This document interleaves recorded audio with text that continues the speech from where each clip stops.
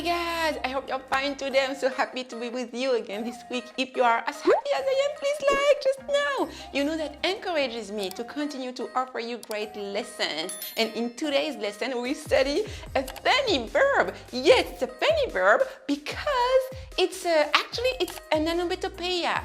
Yes, an onomatopoeia. So I will teach you this verb with a special context, something that happened to me many years ago, and I'm sure that thanks to this story, you will remember this verb forever. So let's get started. The scene takes place in Cameroon, Africa, and I was very, very young when the scene took place over there.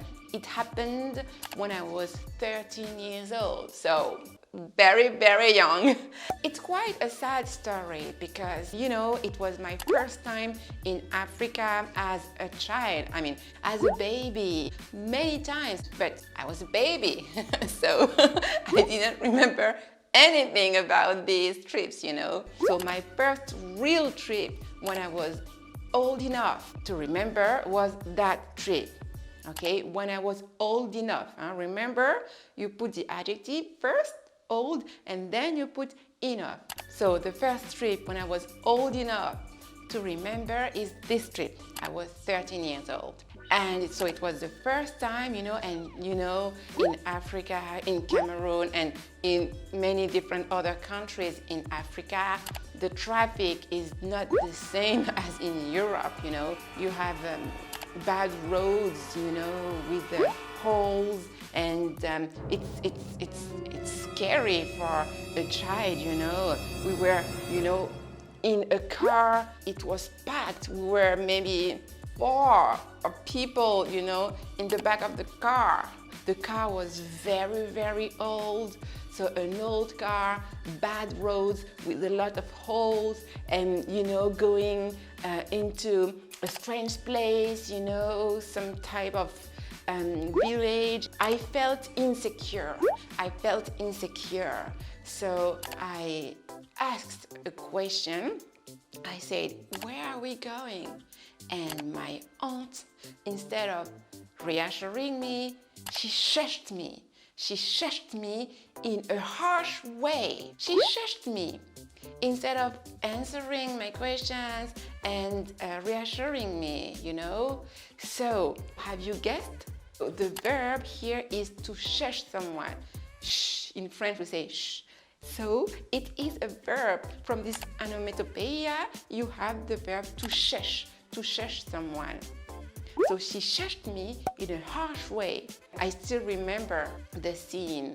You know that I was insecure, so on top of that, I was sad. I was insecure, I was scared, and I was sad because instead of answering my questions and reassuring me, she shushed me in a harsh way, in a mean way.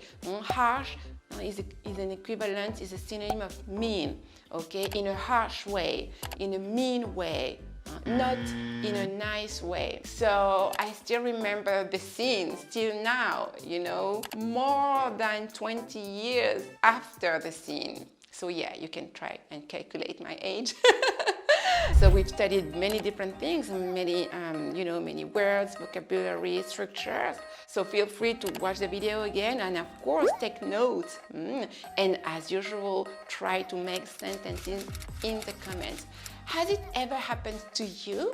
A total unknown area in an unknown country and feeling scared? Has it happened to you? If so, tell me in the comments. And if you are a parent, has it ever happened to you that your child or your children ask you a question in such a situation? What was your reaction if it already happened to you? Tell me in the comments. Tell me in the comment. I know that my aunt must have been scared herself, so I don't blame her for that. But where we are the adult, it's important to try and reassure the child. Yes, it's not the other way around. So, okay, tell me in the comments. I am eager to read your stories and your sentences, to correct them if necessary. And if, of course, you need to speed up your learning in English, feel free to contact me. Everything is below the video. Okay, have a very good day and see you next week with another verb similar to this one. Try to guess in the meantime. Okay, have a good day and see you soon. Bye bye.